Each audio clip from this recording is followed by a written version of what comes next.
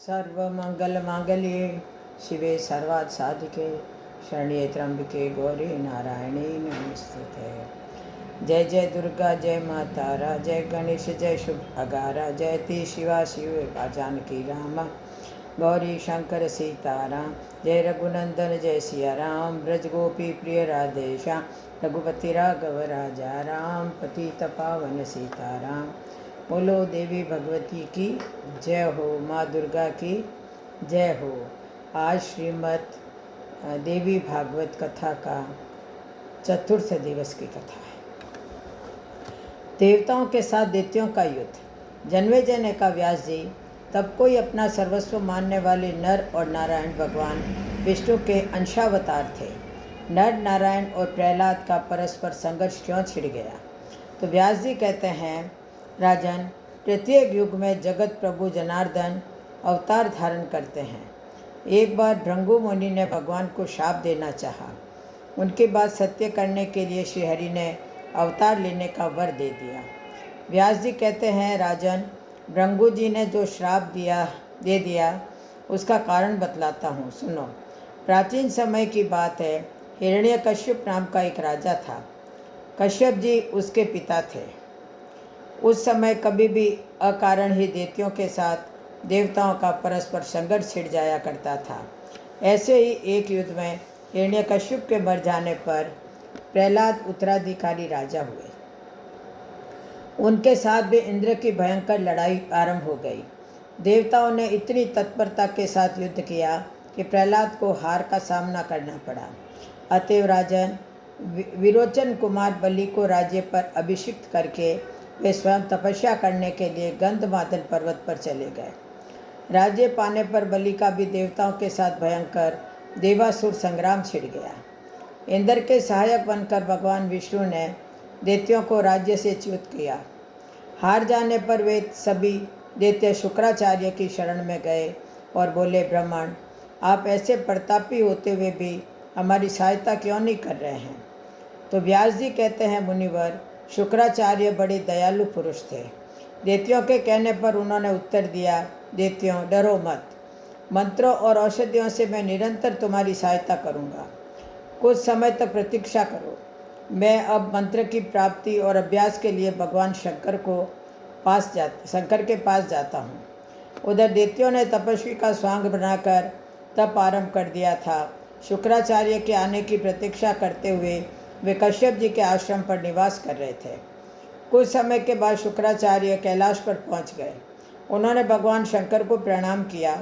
भगवान शंकर ने एक अत्यंत कठिन व्रत करने के लिए मुनि को आदेश दिया और कहा, पूरे 1000 वर्षों तक नीचे सर करके कण मात्र धूम्रपान करते हुए व्रत करना। व्यास जी कहते हैं, शुक्राचार्य जी उस श्रेष्ठ व्रत में संलग्न हो गए। केवल धुएं के आहार पर रहने लगे। अधर आयुधारी देवताओं को आया देखकर दानव भय से घबरा उठे। उन्हें चारों ओर से देवताओं ने घेर लिया था। वे अत्यंत डर कर महान शुक्राचार्य की माता की शरण में गए। उन्होंने महान दुखी देखकर शुक्राचार्य की माता ने अभय कर देने का वचन दिया। शुक्राचार्य की माता बोली, दानवों, डरो मत। मेरे सन्निकट रहने पर तुम्हारे पास भय आ नहीं सकता। वे बोली, मैं अभी इंद्र सहित संपूर्ण देवताओं को नींद के चंगुल में फंसा देती हूँ। यों कहकर उन्होंने निद्रा को आज्ञा दी। समस्त देवता नींद के वशीभूत होकर मुख की भांति पड़े रहे। नींद के प्रभाव से इंद्र की शक्ति भी क्षीण हो चुकी थी। वे घबरा उठे। उन्हें देखकर भगवान विष्णु ने कहा, देवेश्वर, तुम्हारा कल्याण हो, तुम मेरे पास आ जाओ। भगवान की छत्र छाया पाकर उनका सारा भय दूर हो गया। निद्रा भी उनके पास न आ सकी। यह देखकर शुक्राचार्य की माता क्रोध से तमतमा उठी। उन्होंने यह वचन कहा, भगवान, मैं अपनी तपस्या के प्रभाव से विष्णु सहित तुम्हें निगल जाऊंगी। व्यास जी कहते हैं, शुक्राचार्य की माता योग विद्या की पूर्ण जानकार थी। उनके उस शक्ति के प्रभाव से भगवान विष्णु और इंद्र की सारी शक्ति कुंठित हो गई। शुक्राचार्य की माता को मारने के लिए भगवान ने चक्र उठा लिया। अब भगवान विष्णु को भृंगु का शाप। व्यास जी कहते हैं, उस दारुण हत्या को देखकर महाभाग भृंगु क्रोध से आग बबूला हो उठे। भृंगु बोले, विष्णु, तुम्हें सर्वोत्तम बुद्धि सुलभ है। तुम्हारे लिए अब और क्या करूं? शाप दे रहा हूँ, तुमने इंद्र की भलाई के लिए मुझे स्त्री से वंचित कर दिया।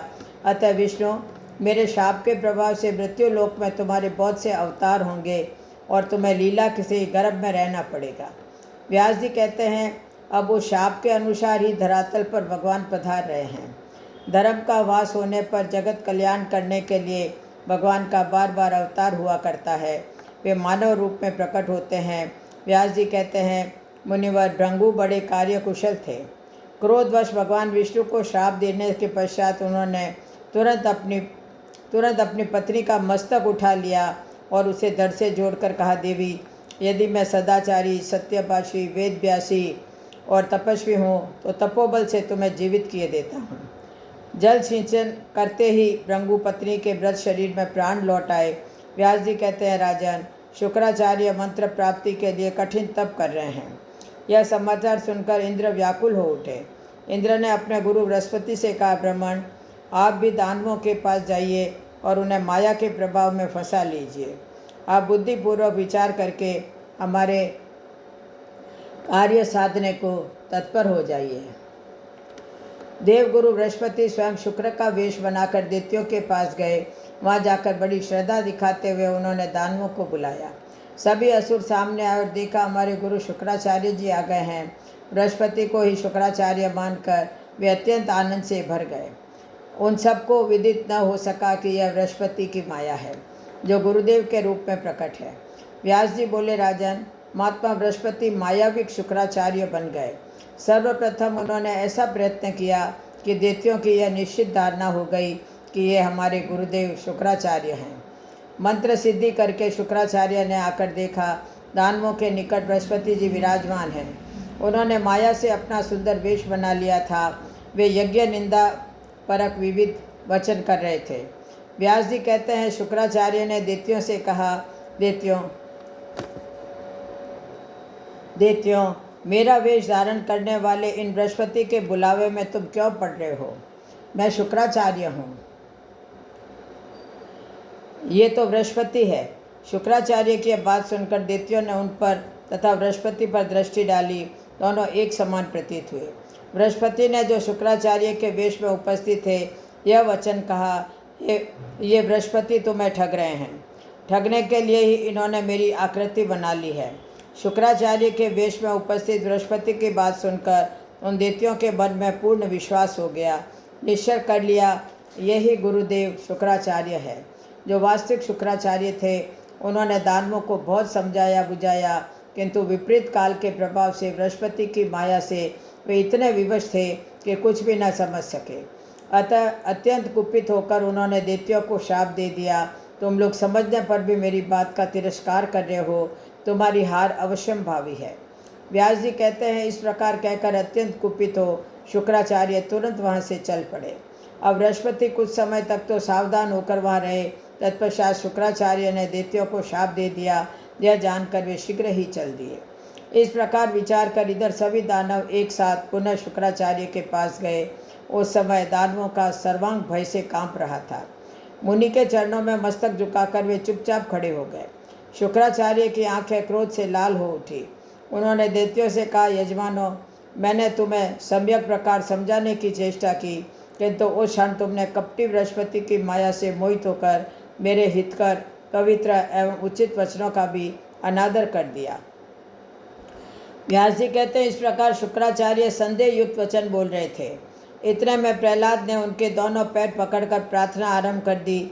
व्यास जी कहते हैं, शुक्राचार्य ज्ञान दृष्टि से सब कुछ समझकर प्रसन्न हो गए।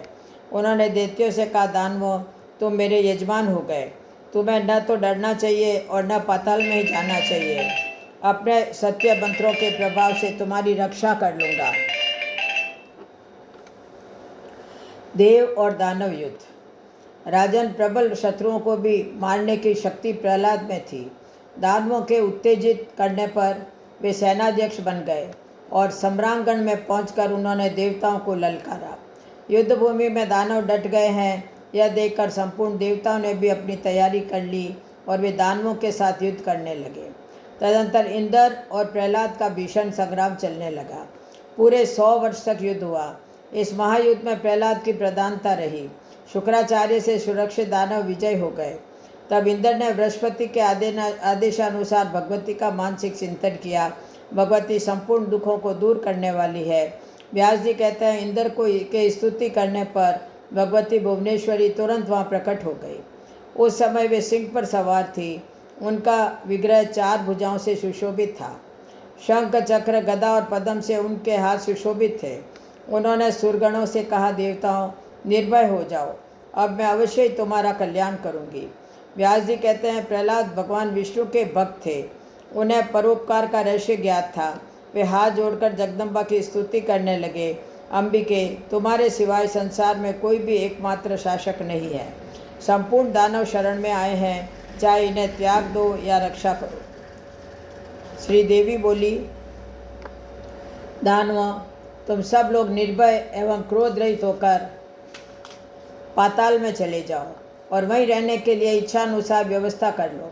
व्यास जी कहते हैं, भगवती के वचन सुनकर समस्त देवतियों ने उनका अनुमोदन किया और चरणों में मस्तक झुकाकर पाताल की राह पकड़ ली। उस समय देवता और दानव सब ने बैर भाव त्याग दिया। वे सुख से समय व्यतीत करने लगे। जो बड़भागी पुरुष इस समय पावन उपाख्यान को कहता अथवा सुनता है, वह संपूर्ण दुखों से छूटकर परम पद का अधिकारी हो जाता है। अब भगवान के विविध अवतारों का वर्णन।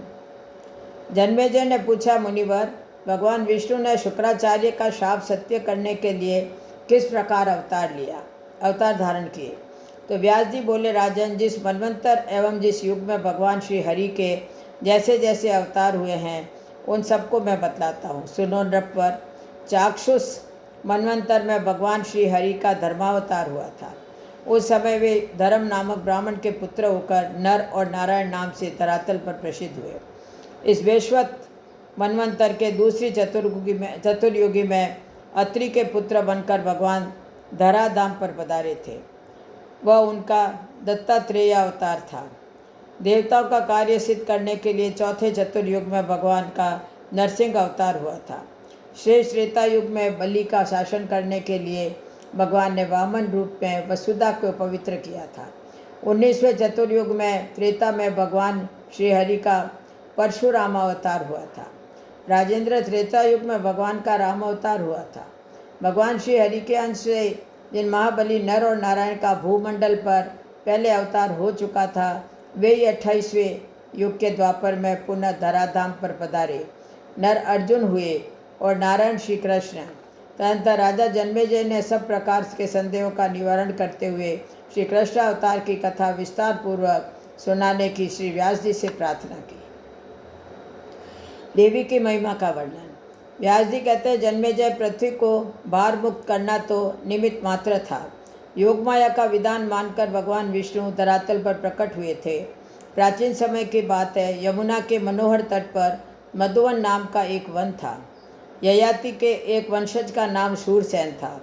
महाराज वे मथुरा के राजा हुए थे और वहाँ की सारी संपत्ति भोगने का सुअवसर उन्हें प्राप्त था। वरुण के शापानुसार कश्यप जी उन्हीं के वंशज दूसरे शूरसेन के पुत्र बनकर उस पावनपुरी में पधारे। वासुदेव के नाम से उनकी प्रसिद्धि हुई। उस समय वहाँ के राजा उग्रसेन थे।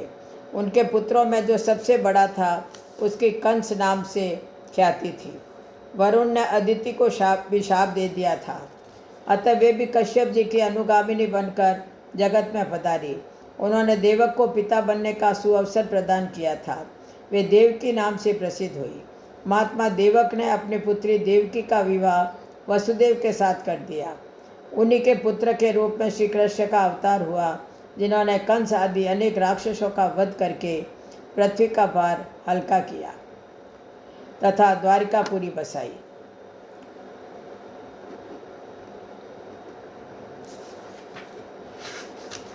श्रीमद् भागवत महापुराण पंचम स्कंध। रंभ करम की कथा। राजा जन्मेजय ने कहा, प्रभु, भगवती योगेश्वरी के चरित्र कहने की कृपा कीजिए। तो व्यास जी कहते हैं, राजन, पूर्व समय की बात है, धरातल पर महिषासुर नामक एक राजा था। महिषासुर ने अत्यंत कठिन तप किया तथा ब्रह्मा जी से किसी के हाथ से न मरने का वर प्राप्त किया। ब्रह्मा जी ने उसे वर दिया कि स्त्री छोड़कर वह सबके हाथ अवध्य है। राजा जन्मेजय ने पूछा, महिषासुर किसका पुत्र था उस महाबली दैत्य की उत्पत्ति कैसे हुई थी, उसे महिष का रूप कैसे मिल गया था। तो व्यास जी कहते हैं, महाराज दनु के जगत प्रसिद्ध 2 पुत्र थे। एक नाम थे रंभ और करभ। उन दोनों की दानवों में बड़ी प्रतिष्ठा थी। वे दोनों संतानहीन थे, अतः पुत्र होने के लिए तपस्या करने लगे। पंचनद के पावन जल में तपस्या आरंभ हुई। करम जल में डूबकर दुष्कर तप करने लगा।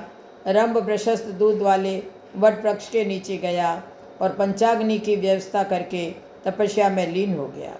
दोनों दैत्यों की स्थिति का पता लगने पर शचीपति इंद्र स्वयं पंचनंद पहुँचे। ग्राह का वेश धारण करके उन्होंने जल में प्रवेश किया तथा तपस्या करते हुए कम के पैर पकड़ लिए। इस प्रयास से दुराचारी करम्भ की जीवन लीला समाप्त हो गई। व्यास जी कहते हैं, रंभ के तप से प्रसन्न होकर अग्निदेव प्रकट हो गए और रंभ से वर मांगने को कहा। तो रंभ ने कहा, मैं त्रिलोकी पर विजय पाने वाला पुत्र चाहता हूँ।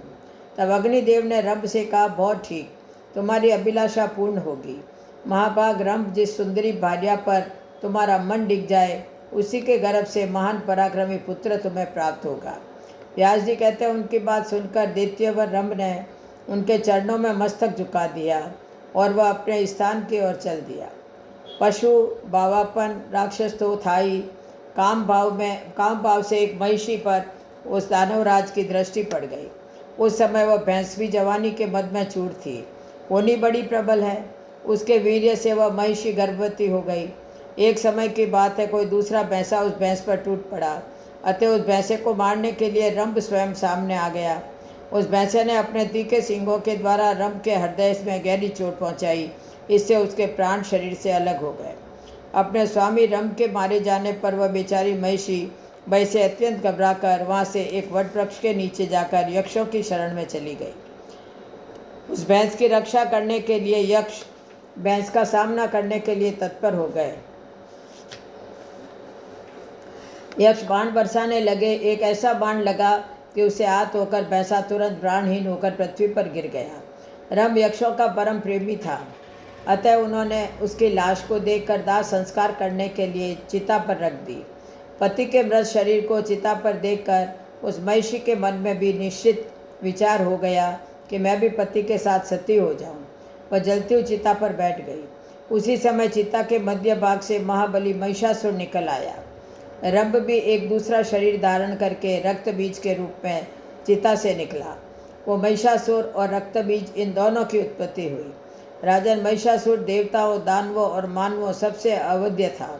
महिषासुर एक छत्र राज्य का उपभोग करने लगा। वरदान के अभिमान से चूर होकर उसने स्वर्ग में विजय पाने का निश्चय किया। अब इंद्रादि देवताओं का महिषासुर, विडाल और ताम्र के साथ युद्ध। ब्रह्मा, विष्णु एवं शंकर प्रभृति सभी प्रधान देवता अपने अपने वाहनों पर सवार होकर युद्ध के लिए चल पड़े। इंद्र ने ऐरावत की पीठ पर, हाथी की पीठ पर आसन जमाया। अपने अपने सैनिक बल को संभाल कर ज्यों ही वे उपयुक्त देवता आगे बढ़े कि तुरंत महिषासुर के द्वारा संचालित मंदोत्पत्त दानवी सेना सामने से आ गई। फिर तो वही देवताओं और दानवों की सेना में भयंकर युद्ध आरंभ हो गया। दानवराज महिषासुर क्रोध में तमा उठा। उसने विडाल नामक पराक्रमी दानव से कहा, महाबहु, तुम बड़े शूरवीर हो। इंद्र को अपने बल का अभिमान हो गया है। तुम जाओ और उसे परास्त कर दो। व्यास जी कहते हैं, विडाल असीम बलशाली वीर था और इंद्र और विडाल का भयंकर युद्ध होने लगा। जयंतक ने अपने चमकीले बाण उस पर चढ़ाकर बलपूर्वक मतवाले विडाल की छाती में गहरी चोट पहुंचाई। बाण के लगते ही विडाल गिरने लगा। इतने में उसके साथी ने उसे रथ पर संभाल लिया और तुरंत रथ लेकर वह युद्ध भूमि से बाहर निकल गया। विडाल के मूर्छित होकर सम्रांगण से चले जाने पर देव सेना में विजय घोषणा आरंभ हो गई। देवताओं के मुख से निकली हुई विजय घोषणा सुनकर महिषासुर का क्रोध पुनः उभर आया। उसी क्षण शत्रु के अभिमान को चूर्ण करने वाले ताम्र नामक दानव को उसने युद्ध के लिए भेजा। देवताओं को भी असीम क्रोध हो आया था। वे अपने दिव्य बाणों से दानवों को मारने और ठहरो ठहरो कहकर गर्जने लगे। उनकी मार पड़ने पर ताम्र युद्ध भूमि में मूर्छित हो गया। दानव सैनिक बड़े हृदय से थर्रा उठे। अब महिषासुर आदि से इंद्रादि देवताओं की पराजय। व्यास जी कहते हैं, विडाल दैत्य के मूर्छित हो जाने पर महिषासुर ने कुपित होकर विशाल गदा उठाई और स्वयं देवताओं पर टूट पड़ा। उस समय शंबरासुर ने एक ऐसी माया का आविष्कार किया था जिससे संपूर्ण जगत को नष्ट कर देने की शक्ति थी। महिषासुर ने शीघ्रतापूर्वक उसी माया का प्रयोग किया। उस विचित्र माया के प्रभाव से वहाँ एक ही साथ करोड़ों महिषासुर प्रकट हो गए। अपनी विचार शक्ति खोकर सभी देवता भाग चले। आसुरी माया को देखकर भगवान विष्णु ने प्रज्वलित सुदर्शन चक्र चलाया। उस चक्र के प्रचंड तेज से माया की सारी रचना समाप्त हो गई। महान बलशाली महिषासुर, उनका सेनाध्यक्ष चिक्षुर, उग्राश्य, उग्रवीर्य, असिलोमा, त्रिनेत्र, वाष्कल और अंधक, ये दानव तथा इनके अतिरिक्त भी बहुत से दैत्य युद्ध करने के विचार से निकल पड़े। तदनंतर भगवान विष्णु के साथ शंकर के साथ महिषासुर तथा उनके पक्ष के दानवों का भयंकर युद्ध हुआ और कुछ समय पश्चात सर्वज्ञ भगवान विष्णु, शंकर तथा ब्रह्मा अपने अपने लोकों को लौट गए। महिषासुर को इस पराक्रम को देखकर इंद्र के पैर भी पीछे पड़ने लगे। वे युद्धभूमि से निकलकर भाग चले। सचिपति इंद्र के भाग जाने पर वरुण, कुबेर और यमराज सभी भय से घबराकर विचलित हो गए। महिषासुर ने इंद्र के ऐरावत हाथी तथा कामधेनु गौ और ऊंचे श्रवा घोड़े को अपने अधिकार में कर लिया। देव सदन खाली पड़ा था। महिषासुर ने तुरंत वहाँ पहुंचकर अपना पूरा अधिकार जमा लिया। इस प्रकार पूरे 100 वर्ष तक अत्यंत भयंकर युद्ध करने के पश्चात महाभिमानी महिषासुर इंद्र का पद प्राप्त करने में सफल हो गया। राजन, निरंतर दुख सहने से जब देवताओं का साहस टूट गया तब वे सब मिलकर पुनः ब्रह्मा जी की शरण में गए। ब्रह्मा बोले, देवताओं, मैं क्या करूं? महिषासुर को वर का अभिमान है, उसे कोई स्त्री ही मार सकती है, पुरुष नहीं मार सकता। भगवान शंकर को अपना नेतृत्व सौंपकर हम लोग उस बैकुंठ में चलें जहाँ भगवान विष्णु रहते हैं। उनसे मिलकर देवताओं के कार्य के विषय में विशेष रूप से विचार किया जाएगा। अब भगवती का प्राकट्य। व्यास जी कहते हैं, तदंतर सभी देवता शीघ्र बैकुंठ पहुंच गए। भगवान विष्णु उसी क्षण अपने भवन से बाहर निकले। बड़े उत्साह के साथ उन्होंने देवताओं से भेंट की। देवता बोले, महाराज, दुराचारी महिषासुर हमें महान कष्ट पहुंचा रहा है, उस पर किसी का बस नहीं चलता। तो व्यास जी कहते हैं, देवताओं की बात सुनकर भगवान विष्णु उनसे कहने लगे कि पूर्व समय की बात है, हमने भी महिषासुर से युद्ध किया था, किंतु उसकी मृत्यु नहीं हो सकी थी। इस अवसर पर यदि संपूर्ण देवताओं के तेज से कोई अत्यंत बलशाली एवं सुयोग्य देवी प्रकट हो जाए तो वही सम्रांगण में बलपूर्वक उसे मार सकती है। तो व्यास जी कहते हैं, देवादिदेव भगवान विष्णु के उपयुक्त वचन के समाप्त होने पर ब्रह्मा जी के शरीर से स्वयं एक महान तेज पुंज प्रकट हो गया। इसके बाद भगवान शंकर के शरीर से एक अद्भुत एवं विशाल तेज प्रकट हुआ। इसके पश्चात भगवान विष्णु के शरीर से एक दूसरी तेजो राशि सामने निकल आई। इंद्र के शरीर से एक अलौकिक एवं दूसरा तेज प्रकट हुआ। ऐसे ही वरुण, कुबेर, यमराज और अग्नि के शरीर से पृथक पृथक तेज प्रकट हुआ। इनके अतिरिक्त जितने भी अन्य देवता थे उन सबके शरीरों से भी तेज का प्रादुर्भाव हुआ। सबके विग्रह से निकले हुए तेज एकत्र हुए और उनका एक महान प्रज्वलित पुंज बन गया। सब देख रहे थे, इतने में ही देवताओं का वह तेज पुंज एक परम सुंदरी स्त्री के रूप में परिणित हो गया। वही भगवती माँ लक्ष्मी हुई। उनमें सत्व, रज और तम तीनों गुण विद्यमान थे। संपूर्ण देवताओं के तेज से प्रकटित हो वह देवी 18 भुजाओं से शोभा पा रही थी। राजन, इस प्रकार तेज पुंज से सुंदर आकार वाली देवी प्रकट हो गई। तब भगवान विष्णु के समस्त देवताओं से कहा, अब देवतागण इस देवी को अपने सभी प्रकार के आभूषण और आयुध प्रदान करो। तो व्यास जी कहते हैं, भगवान विष्णु के वचन सुनकर संपूर्ण देवता आनंद पूर्वक अपने अस्त्र, शस्त्र, आभूषण और वस्त्र तुरंत भगवती को देने लगे। जब कल्याण में भगवती आभूषणों से अलंकृत होकर हाथ में आयुध लिए हुए विराजमान हुई, तब त्रिलोकी को मुक्त करने वाले उनके दिव्य दर्शन पाकर देवता उनकी स्तुति करने में संलग्न हो गए। व्यास जी कहते हैं, देवताओं के स्तुति करने पर संपूर्ण सुख प्रदान करने वाली महादेवी का मुखमंडल प्रसन्नता से खिल उठा। देवी बोली, देवताओं, अब उस मूर्ख महिषासुर से आप निडर हो जाइए। मैं शीघ्र ही उस अज्ञानी दैत्य को संग्राम में मार डालूंगी। तो व्यास जी कहते हैं, देवताओं से यो कहकर देवी ने अट्टहासपूर्वक उच्च स्वर में गर्जना की।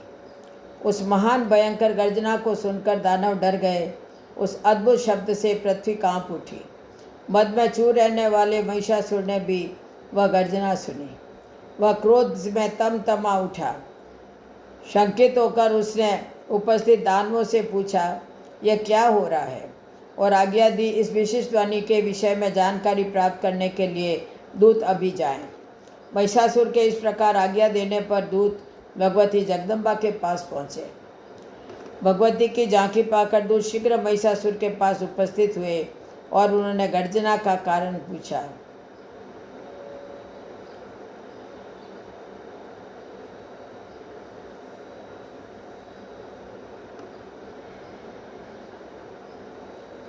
भगवती की झांकी पाकर दूत शीघ्र महिषासुर के पास उपस्थित हुए। उन्होंने गर्जना का कारण व्यक्त करना आरंभ किया। दूत बोले, दानवेश्वर, कोई सुंदर स्त्री दृष्टिगत हो रही है। उनके सभी श्रृंगार वीर रस के हैं।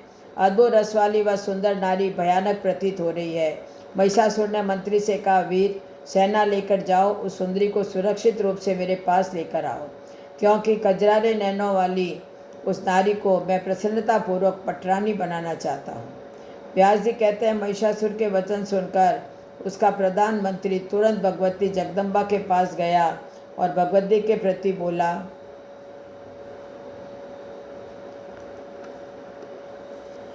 प्रधानमंत्री ने कहा, महाभागे, मेरे स्वामी जग विजयी हैं। महिषासुर उनका नाम है। मन को मुक्त करने वाला सुंदर रूप बनाकर तुम आई हो। यह सुनकर वे तुमसे मिलना चाहते हैं। उचित जान पड़े तो उनके पास चलो। महिषासुर के मंत्री के साथ देवी की बातचीत। व्यास जी कहते हैं, महाराज भगवती जगदम्बा श्रेष्ठ स्त्री के रूप में विराजमान थी। मंत्री की बात सुनकर वे मुस्कुराते हुए कहने लगी।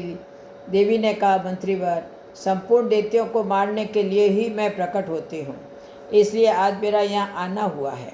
उस पापी महिषासुर के पास जाकर उसे कहना, मूर्ख, मेरे बाण तेरे शरीर को लक्ष्य बनाए, इसके पूर्व ही पाताल चले जाने में तेरी भलाई है, कुशल है।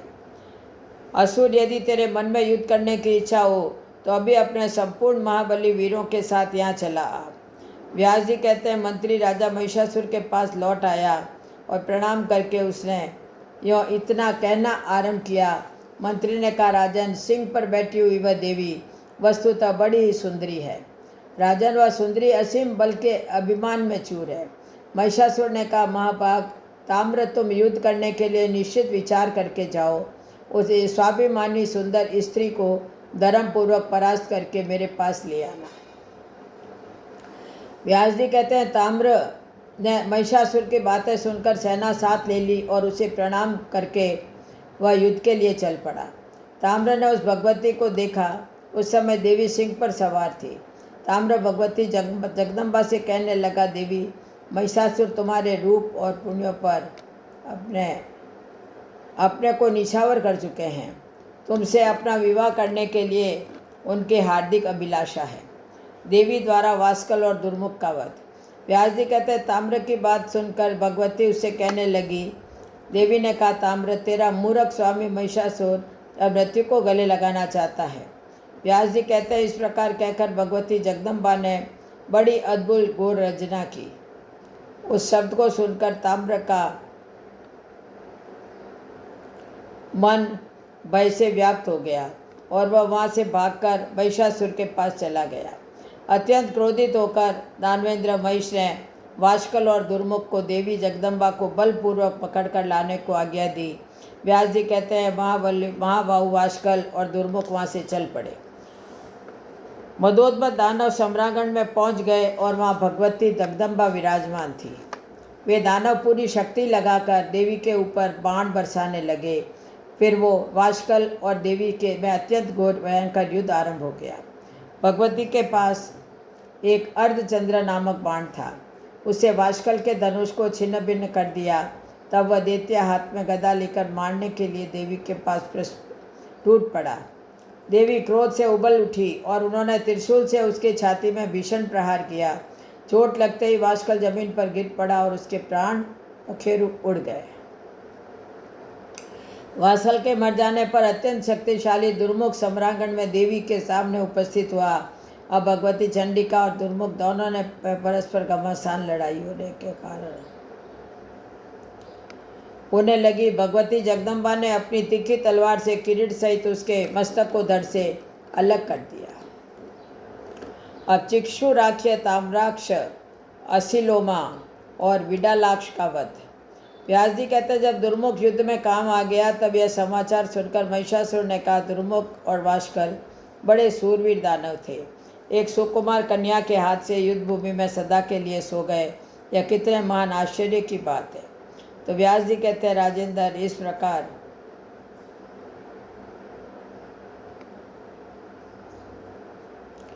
इस प्रकार अमित पराक्रमी महिषासुर के कहने पर उसका सेनाध्यक्ष महारथी चिक्षुराख्य बोला, राजन, एक स्त्री के मार डालने में कौन सी चिंता की बात है, मैं उसका वध कर डालूंगा। यों कहकर कुछ सैनिकों के साथ ले वह रथ पर बैठा और चल दिया। दूसरे शक्तिशाली ताम्र को उसने अपना अंगरक्षक बना लिया। व्यास जी कहते हैं, बल के अभिमान में मतवाले रहने वाले दानवों ने भगवती पर बाण वर्षा आरंभ कर दी। दोनों असीम पराक्रमी एवं महान शूरवीर थे। ताम्राक्ष के पास लोहे का बना हुआ एक बहुत सुदृढ़ मुसल था। उससे उसने देवी के सिंह के मस्तक पर चोट की। देवी की क्रोधाग्नि भभक उठी। उन्होंने तुरंत अपनी चमचमाती हुई तलवार से दानव का मस्तक धड़ से अलग कर दिया। ताम्राक्ष की ऐसी स्थिति देखकर चिक्षुराख्य ने जड़ से तलवार उठा ली और वह भगवती चंडी की ओर देखा। हाथ में तलवार लेकर सामने आते हुए दानव को देखकर भगवती ने उस पर 5 बाणों से प्रहार किया। देवी के एक बाण से चिक्षुराख्य की तलवार कट गई, दूसरे बाण से उसका हाथ साफ हो गया और अन्य बाणों से उसका मस्तिष्क धड़ से अलग हो गया। इस प्रकार चिक्षुराख्य और ताम्राक्ष, इन दोनों राक्षसों का निधन हो गया। इनके मर जाने पर सारी दानव सेना भयभीत होकर चारों दिशाओं में भाग चली। ऋषि, देवता, गंधर्व, बेताल, सिद्ध और चारण सबके मुंह में से बार बार भगवती चंडिका की विजय घोषणा होने लगी। व्यास जी कहते हैं, देवी ने चिक्षुराख्य और ताम्राक्ष को मार दिया। यह समाचार सुनकर महिषासुर के आश्चर्य की सीमा नहीं रही। तब उसने देवी का वध करने के लिए बहुत से अमित बलशाली दैत्यों को जाने की आज्ञा दी। उन दैत्यों में अशिलोमा, विडालाक्ष ये प्रमुख दानव थे। उन्होंने कवच पहन लिए, हाथों में अस्त्र शस्त्र ले लिए और विशाल सेना के साथ सम्रांगण में जा उपस्थित हुए। पहले विडालाक्ष ने देवी के ऊपर 7 बाण चलाए।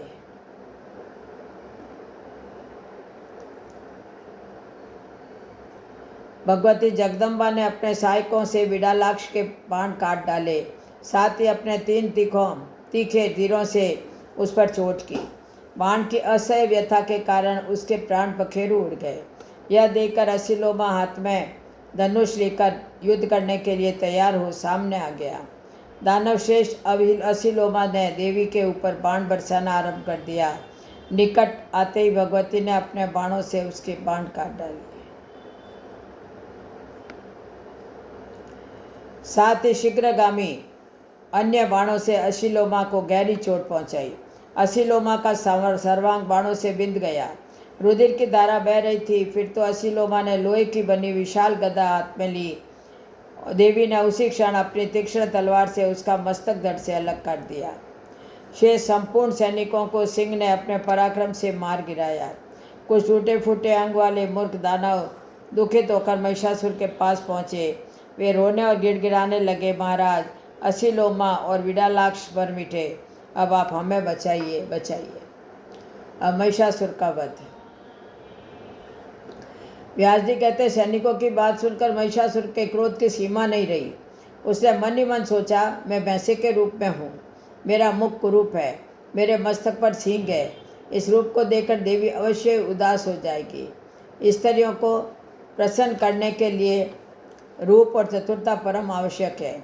यह मन में विचार कर उस महाबली दानवराज ने भैंसे का रूप त्याग कर सुंदर पुरुष की आकृति धारण कर ली। अब उसके हाथों में संपूर्ण आयुध सुशोभित थे। अभिमान में चूर होकर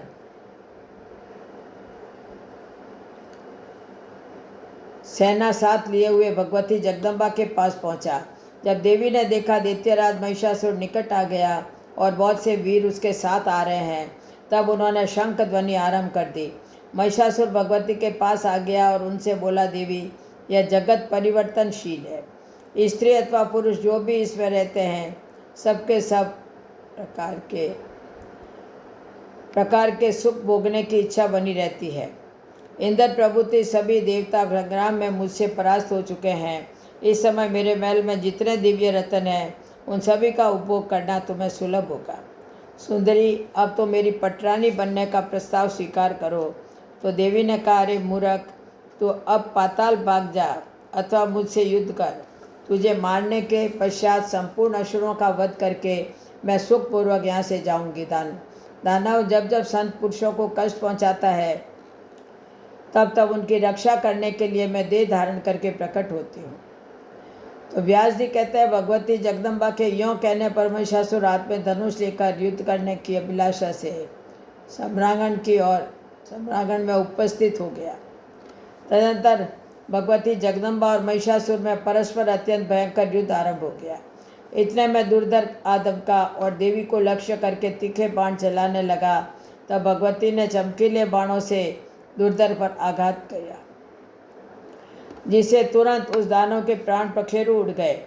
दुर्धर की मृत्यु देखकर उत्तम अस्त्रों का जानकार त्रिनेत्र आया और उसने 7 बाणों में से जगदम्बा पर आघात किया। जगदम्बा ने अपने तीखे बाणों से उन्हें काट डाला।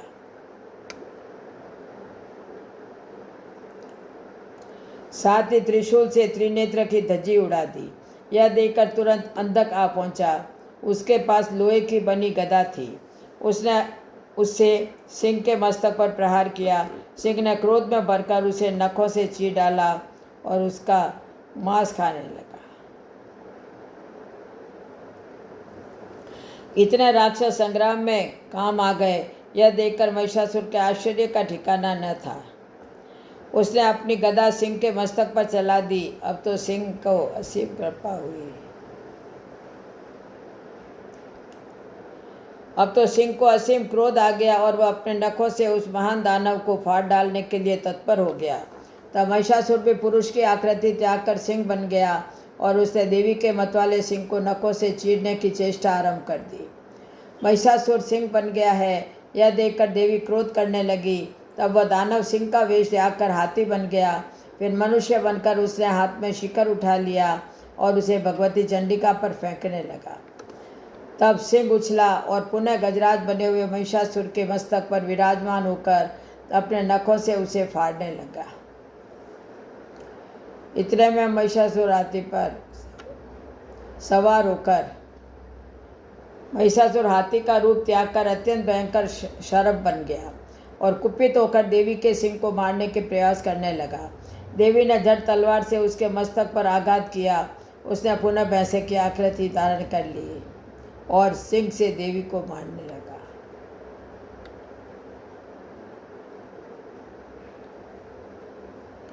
व्यास जी कहते हैं, भगवती चंडिका उसी क्षण त्रिशूल उठाकर महिषासुर पर झपटी।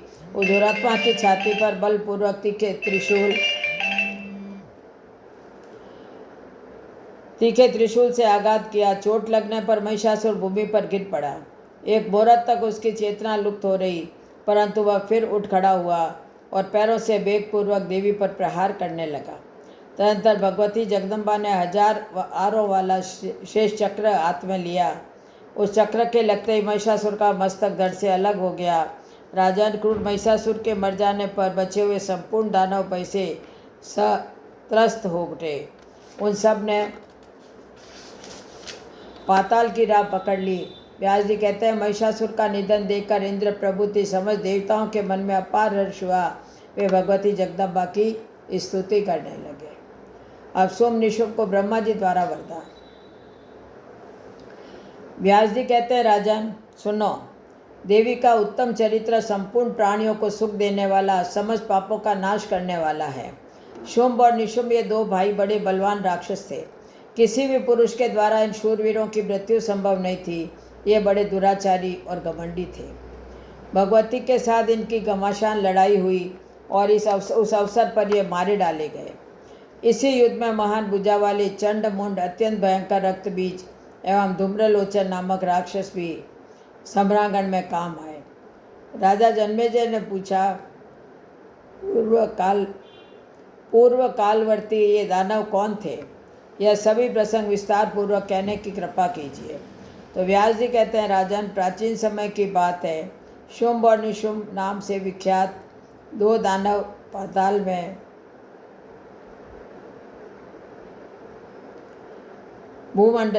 से भूमंडल पर आए। वे दोनों सगे भाई थे।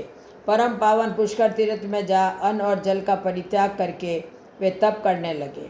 तपस्या लगातार 10,000 वर्षों तक चलती रही।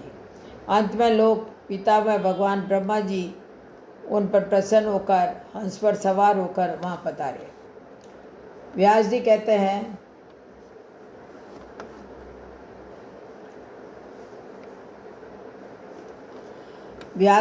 हैं, दीन होकर गदगद वाणी में वे ब्रह्मा जी से मधुर वचन कहने लगे। देव देव दया सिंधु, महान ब्राह्मण, यदि आप प्रसन्न हैं तो हमें अमर बनाने की कृपा करें।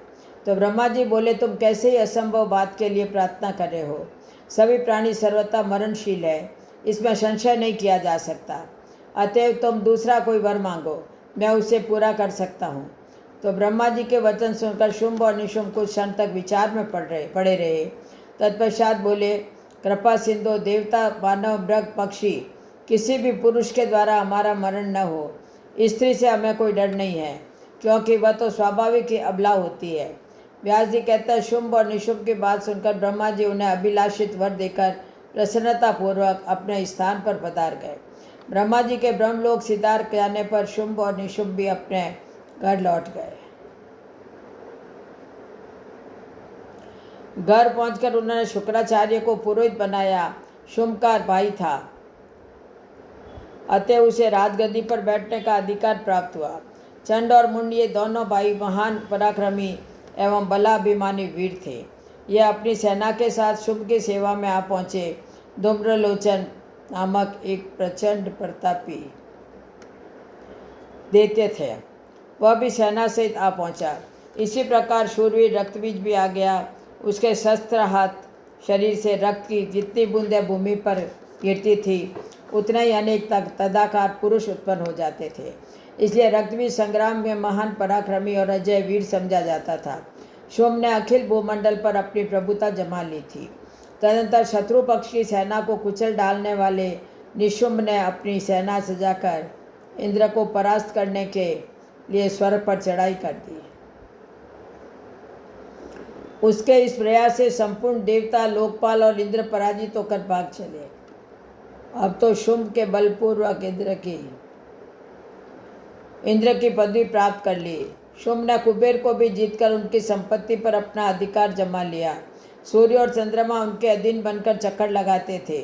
धर्मराज जी को हराकर वह पद भी उसने अपने अधिकार में कर लिया।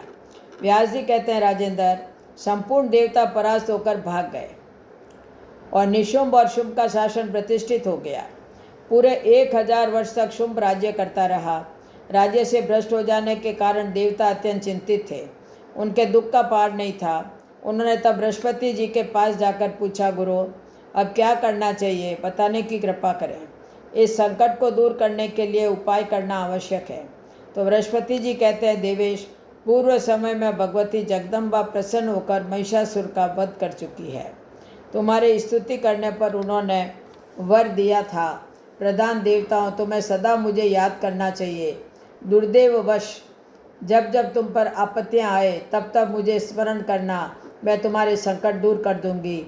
अतः तुम लोग अत्यंत मनोहर हिमालय पर्वत पर जाकर प्रेम पूर्वक भगवती चंडिका की आराधना में तत्पर हो जाओ। तो व्यास जी कहते हैं, इस प्रकार समस्त देवताओं के स्तुति करने पर भगवती जगदम्बा करुणा से ओतप्रोत होकर तुरंत प्रकट हो गई। सोम के दूत सुग्रीव से जगदम्बा की बातचीत। व्यास जी कहते हैं, देवता शत्रुओं से अत्यंत संतप्त थे। उन्होंने जब इस प्रकार स्तुति की तब देवी ने अपने विग्रह से एक दूसरा रूप प्रकट कर दिया। जब भगवती पार्वती के शरीर में जगदम्बा साकार रूप से प्रकट हुई तथा संपूर्ण जगत उन्हें कौशिकी नाम से पुकारने लगा। पार्वती के शरीर से भगवती कौशिकी के निकल जाने पर शरीर क्षीण हो जाने के कारण पार्वती का शरीर काला पड़ गया, अतः वे कालिका नाम से विख्यात हुई। वे कालरात्रि नाम से प्रसिद्ध हुई। तदनंतर भगवती जगदम्बा हंसकर देवताओं से कहने लगी, अब तुम लोग निर्भय होकर अपने स्थान पर विराजमान रहो, मैं शत्रुओं का संहार कर डालूंगी। इस प्रकार कहकर भगवती कौशिकी सिंह पर सवार हुई और शत्रु के नगर की ओर चल पड़ी। उन्होंने काली को साथ चलने का आदेश दिया। कालिका सहित भगवती जगदम्बा नगर के सन्निकट जाकर ठहर गई। शुंभ के 2 सेवक थे जिनके नाम थे चंड और मुंड। उस समय वे दोनों भयंकर अनुचर स्वतंत्रता पूर्वक विचर रहे थे। वे वहां आए और उन्होंने दिव्य रूप धारिणी भगवती जगदम्बा को देखा। दिव्य रूपावन भगवती जगदम्बा को देखकर चंड और मुंड महान आश्चर्य में पड़ गए। उसके पास पहुंचकर चंड और मुंड ने कहा, राजन, कामदेव को भी मोहित करने की योग्यता रखने वाली एक सुंदर स्त्री हिमालय पर्वत से निकली है। सिंह उनकी सवारी काम कर रहा है। यह निश्चित है कि उसके समान किसी दूसरी स्त्री का होना जगत में नितांत असंभव है। इस मनोहारिणी स्त्री को आप शीघ्र अपने यहाँ लाकर अपनी भार्या बना लें। व्यास जी कहते हैं, चंड और मुंड की वाणी सुनकर शुंभ का मुख प्रसन्नता से खिल उठा। उसने अपने पास बैठे हुए सुग्रीव से यूँ कहा, सुग्रीव, तुम बड़े बुद्धिमान हो, दूत बनकर जाओ, इस कार्य को संपन्न करो। सुग्रीव तुरंत वहाँ से चल पड़ा जहाँ भगवती जगदम्बा विराजमान थी। वह उनसे कहने लगा, सुजगने, शुंभ बड़े शूरवीर पुरुष हैं, तीनों लोकों पर उनका पूर्णाधिकार है। तुम उनको अपना पति बना लो, फिर तुम तीनों लोकों की स्वामिनी बनकर सर्वोत्तम भोग भोगो। श्री देवी बोली, निशुंभ तथा अत्यंत पराक्रमी राजा शुंभ को मैं जानती हूँ, परंतु राक्षेंद्र, मेरे विवाह में एक अड़चन है। राजन, पूर्व समय में बाल स्वभाववश मैंने एक प्रतिज्ञा कर ली है कि जो मेरे समान पराक्रम रखने वाला वीर सम्रांगण में मुझे जीत लेगा, उसके बलाबल को जानकर ही मैं उसे पति बनाऊंगी। अब धूम्रलोचन का वध। व्यास जी कहते हैं, अपने दूत सुग्रीव के द्वारा देवी का यह कथन सुनकर राजा शुंभ ने पास बैठे हुए महान शूरवीर भाई निशुंभ से पूछा। शुंभ ने कहा, भाई, तुम बड़े बुद्धिमान हो, इस अवसर पर हमें क्या करना चाहिए? कोई एक स्त्री युद्ध की अभिलाषा में हमें बुला रही है। तो निशुंभ ने कहा, महाराज, शीघ्र ही धूम्रलोचन को भेज दीजिए। वे जाए और युद्ध भूमि में उस सुंदर नेत्र वाली स्त्री को अपने अधीन करके ले आए, फिर आप उसके साथ विवाह कर लें। व्यास जी कहते हैं, छोटे भाई निशुंभ की बात सुनकर पास ही बैठे हुए धूम्रलोचन को देवी के पास जाने के लिए शुंभ ने आज्ञा दी। व्यास जी कहते हैं, शुंभ दानवों का राजा था। उसका उपयुक्त आदेश पाकर धूम्रलोचन तुरंत जाने को तैयार हो गया और सेना को साथ लेकर वह युद्ध भूमि की ओर चल पड़ा। भगवती जगदम्बा मनोहर उपवन में विराजमान थी। उन पर धूम्रलोचन की दृष्टि पड़ी। उसने कहा, महाभाग्यवती देवी, शुंभ तुम्हारे विरह से अत्यंत व्याकुल है। देवताओं के अभिमान को चूर्ण करने वाले शुंभ त्रिलोकी के शासक हैं। तुम उनकी पटरानी बनकर उत्तम सुख भोगने के सुअवसर को हाथ से मत खो। व्यास जी कहते हैं, तब भगवती कालिका ने हंसकर उत्तर दिया, अरे नीच, यदि तुझ पराक्रमी वीर को सेना सहित दुरात्मा शुंभ ने भेजा है तो अब व्यर्थ की बातें छोड़कर युद्ध के लिए तैयार हो जा। देवी को क्रोध आ गया है। वे शुंभ, निशुंभ तथा तेरे अतिरिक्त अन्य भी जो अत्यधिक बलवान हैं, उन्हें बाणों से मारकर यह अपने स्थान पर पधार जाएगी। व्यास जी कहते हैं, महाभाग भगवती का यह कथन सुन धूम्रलोचन की आंखें क्रोध से लाल हो गई। धूम्रलोचन ने एक दृढ़ धनुष हाथ में ले लिया और देवी पर बाण वर्षा आरंभ कर दी। अब काली और धूम्रलोचन में अत्यंत भयंकर युद्ध होने लगा। काली के बाण ऐसे प्रचंड थे मानो विश्व सर्प हो। उनके आघात से धूम्रलोचन के धनुष की धज्जियाँ उड़ गई। धूम्रलोचन के क्रोध की सीमा न रही। एक लोहमय सुदृढ़ परिध उठाकर वह देवी के रथ के सन्निकट आ गया। इतने में भगवती जगदम्बा ने ऐसा हुंकार किया कि उसके प्रभाव से धूम्रलोचन जलकर राख हो गया। यह देखकर सैनिकों के हृदय में अत्यंत आतंक छा गया। वे तुरंत भाग गए। तदंतर राजा शुंभ ने चंड मुंड से कहा, चंड और मुंड, तुम दोनों अपनी सेना सहित अभी यात्रा आरंभ कर दो। मद से उन्मत्त रहने वाली वह स्त्री बड़ी निर्लज है। उसे मार डालना तुम्हारी यात्रा का मुख्य उद्देश्य होना चाहिए। काली को सम्रांगण में परास्त करके पकड़ लो। यदि वह अंबिका पकड़ी जाने पर भी नहीं आती तो उसे तीखे बाणों से मार डालो। अब चंड मुंड का वध। व्यास जी कहते हैं, महाबली चंड और मुंड बड़े शूरवीर थे। शुंभ की उपयुक्त आज्ञा पाकर वे विशाल सेना को साथ लिए उसी क्षण सम्रांगण में जा धमके। बल के अभिमान में चूर रहने वाले उन दानवों ने तुरंत धनुष टंकारना आरंभ कर दिया। देवी ने भी शंख बजाया, जिसके तुमुल ध्वनि से दशों दिशाएं गूंज उठी।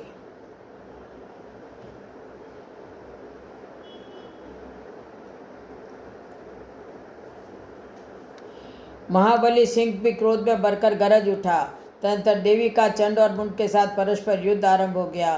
क्रोध में भरकर काली पराक्रमी असुरों को हाथ में पकड़ती और उन्हें मुख में डालकर दांतों से चूर चूर कर देती। ऐसे ही सारथी सहित घोड़ों और रथों को भी मुख में डालकर दांतों से चबाने लगी। अब चंड और मुंड अपनी सेना का यों संहार होते देखकर बाणों की अनवरत वृष्टि से काली को ढकने के प्रयास में लग गए।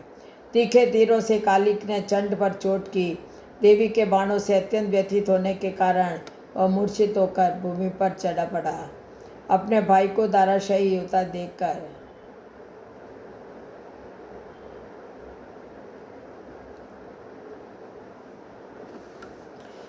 मुंड का मन क्षुब्ध उठा।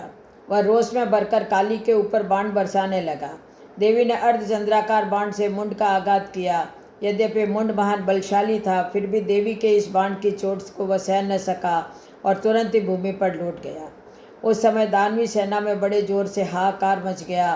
कुछ देर में मूर्छा दूर होने पर चंड ने एक विशाल गदा दाहिने हाथ में उठाई और तुरंत उससे देवी पर प्रहार किया। देवी ने चंड को गदाघात को रोककर बाण पाश का प्रयोग किया, जिससे वह दानव बंध गया। भाई को बंधा हुआ देख कवच पहने हुए मुंड हाथ में दृढ़ शक्ति देकर आ गया। उसे देखकर देवी ने उसे भी बांधने की व्यवस्था कर दी। चंड और मुंड दोनों के गले में रस्सी डालकर खैरे की भांति लिए हुए हास्य विलास करती हुई काली भगवती जगदम्बा के पास आई। चंड और मुंड काली के प्रयास से उपस्थित थे। उनकी ऐसी दीनहीन दशा थी मानो सियार हो। भगवती ने मधुर वचनों में काली से कहा, रणप्रिय, तुम बड़ी विदुषी हो। शीघ्र ही देवताओं का कार्य सिद्ध करना तुम्हारा परम कर्तव्य है। काली ने तलवार से चंड और मुंड के मस्तक काट डाले। तदंतर वे आनंद में भरकर उनका रुधिर पीने लगी। जगदम्बा प्रसन्नतापूर्वक काली से कहने लगी, काली के, तुमने देवताओं का महान कार्य सिद्ध किया है। जगत में तुम चामुंडा नाम से विख्यात होगी। व्यास जी कहते हैं, मरने से बचे हुए सैनिक भागकर अपने स्वामी शुंभ के सामने उपस्थित हो गए और कहने लगे, महाराज, हमें बचाइए, अब काली सबको खा जाना चाहती है। धनुजेश्वर सिंह की भी युद्ध भूमि में खड़ा होकर दानवों को निगले जा रहा है। व्यास जी कहते हैं, दानवेश्वर शुंभ ने राक्षस प्रवर रक्तबीज को युद्ध भूमि में जाने की आज्ञा दी। रक्तबीज बोला, महाराज, आपको कुछ चिंता नहीं करनी चाहिए। मैं उस स्त्री को मारकर आपके अधीन कर लूँगा। एक छोटी सी लड़की कौन सी बड़ी वस्तु है। मेरे द्वारा बलपूर्वक युद्ध में परास्त होने के पश्चात वह आपकी दासी होकर रहेगी। व्यास जी कहने लगे, कुरुक्षेत्र श्रेष्ठ, इस प्रकार कहकर राक्षस प्रवर रक्तबीज रथ पर बैठकर चल पड़ी। विशाल सेना उनके साथ थी। अब रक्तबीज वध। वे तुरंत युद्धभूमि में भगवती जगदम्बा के सामने आ पहुँचे और अपने तीखे तीरों से उन्होंने देवी पर चोट करना आरंभ कर दिया। अब काली का हाथ में त्रिशूल, गदा और शक्ति लेकर दानवों को मारती हुई विचरने लगी और दानव उनके ग्रास बनने लगे। माहेश्वरी वृषभ पर बैठी हुई थी। उन्होंने अपने वेगशाली त्रिशूल से दानवों को मारकर धाराशायी करना आरंभ कर दिया। वैष्णवी के चक्र और गदा के प्रहार से बहुत से दानव निष्प्राण हो गए। ऐन्द्री के वज्र की चोट से बहुतेरे दानव धरातल पर लेट गए। वाराही का सर्वांग क्रोध से तमतमा उठा था। उन्होंने अपने थूथुन और दादों से सैकड़ों दानवों को मार डाला। नरसिंह अपने तीक्ष्ण धार नखों से बड़े बड़े दैत्यों को फाड़ने के साथ ही उन्हें निगलने भी लगी। शिवदूती के अट्टहास से भी दैत्य धरती पर पड़ जाते थे। चामुंडा और कालिका उन्हें बड़ी उतावली के साथ खाने में जुट जाती थी। रक्तबीज ने सुना,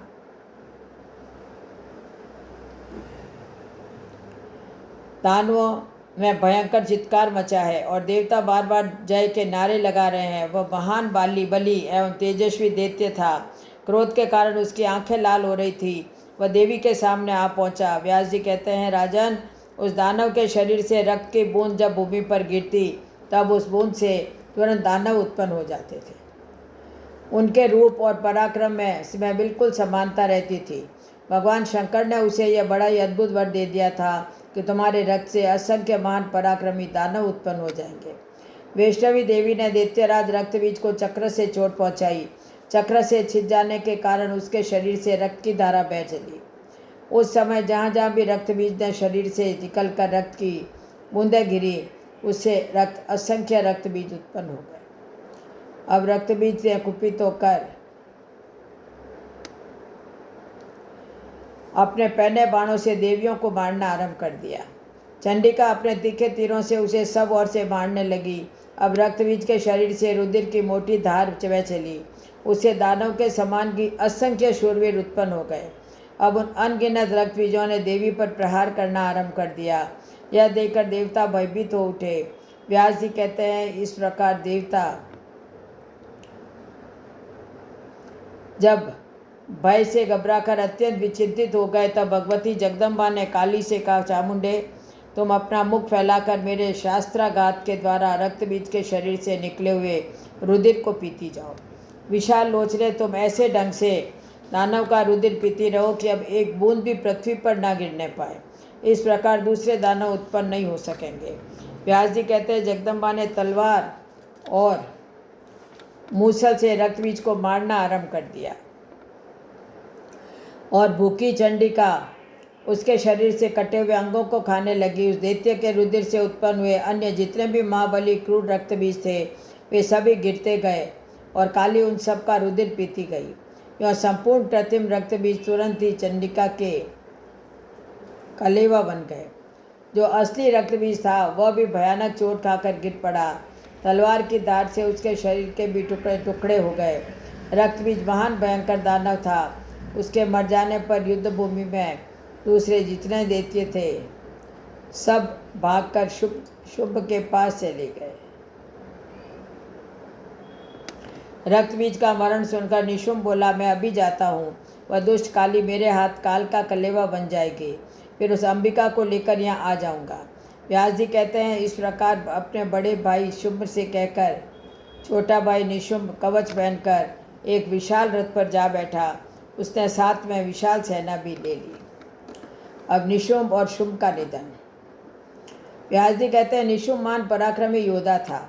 दैत्यराज शुंभ भी अपनी सेना के साथ युद्धभूमि में गया। निशुंभ ने युद्ध स्थल में पहुंचकर अपना धनुष उठाया और भगवती जगदम्बिका के ऊपर बाण बरसाना आरंभ कर दिया। भगवती चंडी ने बाण उठाए और कानों तक खींचकर उनके द्वारा सामने खड़े हुए निशुंभ को ढक दिया। फिर दोनों ने परस्पर अत्यंत भयंकर युद्ध होने लगा। बलवान सिंह अपने बालों को झड़ता हुआ सैनिकों को इस प्रकार पकड़ रहा था जैसे हाथी गन्ने को पकड़ रहा हो। तब निशुंभ अपना सर्वोत्तम धनुष चढ़ाकर दौड़ा। उसी के साथ अन्य भी बहुत से प्रधान दैत्य रोष में आकर देवी के ऊपर टूट पड़े। उसी अवसर पर शुंभ भी सैनिकों सहित सहसा आ गया और कालिका पर वार करके भगवती जगदम्बा को पकड़ने के लिए आगे बढ़ा। निशुंभ तेज धार वाली तलवार लेकर दौड़ा। तलवार से सिंह के मस्तक को चोट पहुंचाई। उसके पैरों तले उसने पैंतरे बदलते हुए भगवती जगदम्बा पर भी वार करना आरंभ कर दिया। तब देवी ने अपनी गदा से निशुंभ की तलवार के प्रहारों को रोक कर फरसे से उसके कंधे पर आघात किया। उस महाअभिमानी दैत्य का कंधा तलवार से आहत हो गया, फिर भी उसने उस पीड़ा को सहकर चंडिका पर शस्त्र चलाना चालू रखा। भीषण तलवार से भगवती ने तुरंत निशुंभ के मस्तक को धड़ से अलग कर दिया। सेना में भीषण हाहाकार मच गया। हथियार फेंककर चित्कार करते हुए वे राजभवन पर जाकर ठहरे, क्योंकि इस बीच में शुंभ लौट गया था।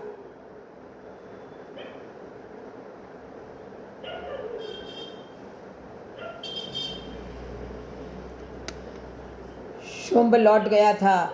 शुंभ तुरंत रथ पर सवार हुआ और हिमालय पर्वत के लिए, जहाँ भगवती जगदम्बा विराजमान थी, चल दिया। भगवती जगदम्बा ने मधुर स्वर में कालिके से कहा, कालिके, तुम इस दैत्य को युद्ध में मार डालो। तो व्यास जी कहते हैं, कालिका स्वयं काल रूपिणी है। जगदम्बा की आज्ञा पाकर उन्होंने तुरंत गदा उठा ली और सावधान होकर वे मोर्चे पर डट गई। अब दोनों में भयंकर युद्ध आरंभ हो गया। तदनंतर शुंभ ने गदा हाथ में लेकर उससे कालिका पर प्रहार किया। तब भगवती कालिका भी दैत्यराज का पर बारंबार गदा का प्रहार करने लगी। उसने भगवती कालिका की छाती पर गदा चलाई। देवी ने गदा को रोक लिया और झट से तलवार उठा ली। उसे शुंभ की बाईं भुजा कट गई थी और रुधिर से सर्वांग भीग चुका था। इस स्थिति में भी वह दैत्य हाथ में गदा लिए आगे बढ़ा और कालिका पर प्रहार करने लगा।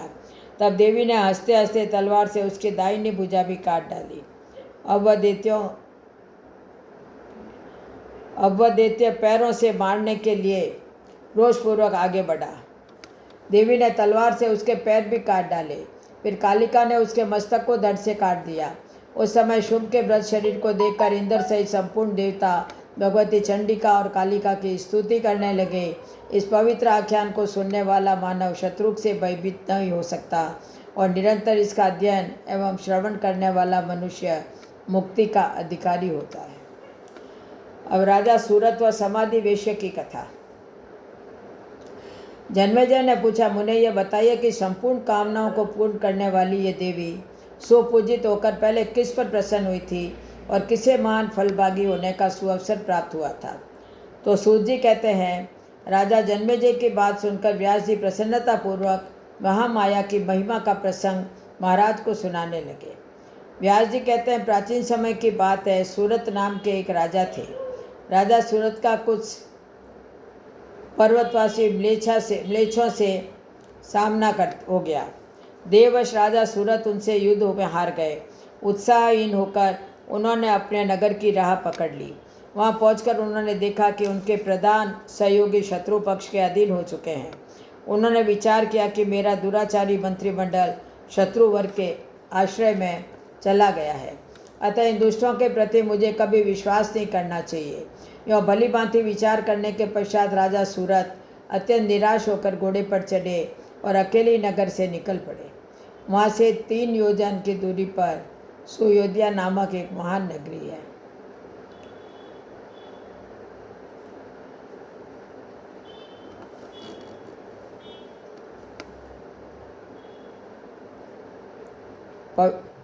अब अकेले ही राजा सूरत अत्यंत निराश होकर घोड़े पर चढ़े अकेले नगर से निकल पड़े। यहाँ से 3 योजन की दूरी पर सुमेधा नामक एक महान तपस्वी मुनि का पवित्र आश्रम था। उन्होंने निर्भय होकर मुनि के उस आश्रम पर विश्राम करने का निश्चय कर लिया। वे फल फूल खाकर बड़ी पवित्रता के साथ उसी आश्रम पर रहने लगे। कुछ समय पश्चात एक वेश्य वहाँ आ पहुँचा। उसके मन में भी महान क्लेश था। तब राजा सूरत उससे पूछने लगे, तुम कौन हो और वन में कहाँ से अकेले आ गए। व्यास जी कहते हैं, वो तब महाराज सूरत की बात सुनकर आगंतुक वेश्य अपना वृतांत इस प्रकार से कहने लगा। वेश्य ने कहा, मित्र, वेश्य जाति में मेरा जन्म हुआ है। लोग मुझे समाधि नाम से पुकारते हैं। मेरे पास पर्याप्त धन था। धर्म में भी बड़ी आस्था है। मेरे पुत्र और स्त्री धन के बड़े लोभी हैं। उन दुष्टों ने मुझे कृपण बताकर घर से निकाल दिया है। अब आप अपना वृतांत बताने की कृपा करें। तो राजा ने कहा, मैं सूरत नाम का एक राजा हूँ। डाकुओं ने मुझे महान कष्ट दिया है, साथ ही मंत्रियों ने भी मेरे साथ धोखा किया है। अतः राजाच्युत होकर मैं यहाँ समय व्यतीत कर रहा हूँ। ये मुनि जी बड़े शांति स्वरूप हैं। अब हम दोनों व्यक्ति इन्हीं से इस शोक नाश का औषधि पूछें। व्यास जी कहते हैं, इस प्रकार विचार करके राजा सूरत और समाधि वेश्य दोनों अत्यंत नम्र होकर शोक का कारण पूछने के लिए सुमेधा मुनि के पास गए। व्यास जी कहते हैं, राजा सूरत के पूछने पर मुनिवर सुमेधा ने उनके प्रति शोक और मोह का विनाश करने वाले उत्तम ज्ञान का उपदेश देना आरंभ कर दिया। ऋषि बोले, राजन सुनो, मैं बंध और मोक्ष का कारण बताता हूँ। संसार के सभी प्राणियों को मोह में डालने वाली महामाया है। भगवती महामाया अनादि है। इन सभी कार्यों की कर्ता धर्ता भगवती जगदम्बा ही है। इन्हीं की कृपा से ब्रह्मा, विष्णु और शंकर की शक्तियाँ मिली हैं, जिन्हें सावित्री, लक्ष्मी और गिरिजा कहा जाता है। अतः ब्रह्मादि महानुभाव देवेश्वर की उपाधि पाने पर भी इन भगवती की प्रसन्नतापूर्वक ध्यान एवं पूजन किया करते हैं।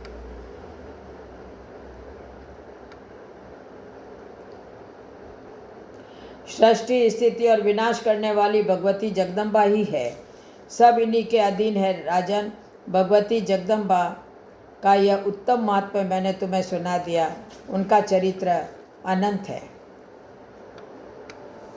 बोलो जगदम्बिका की जय हो। माँ जगदम्बा की जय हो। चामुंडा माता की जय हो। कालिका माता की जय हो। आज कथा को यहीं विश्राम देते हैं। कल आपको पंचम दिवस की कथा सुनाऊंगी। बोलो जय जय श्री राधे, जय जय श्री कृष्ण, जय जय श्री राधे।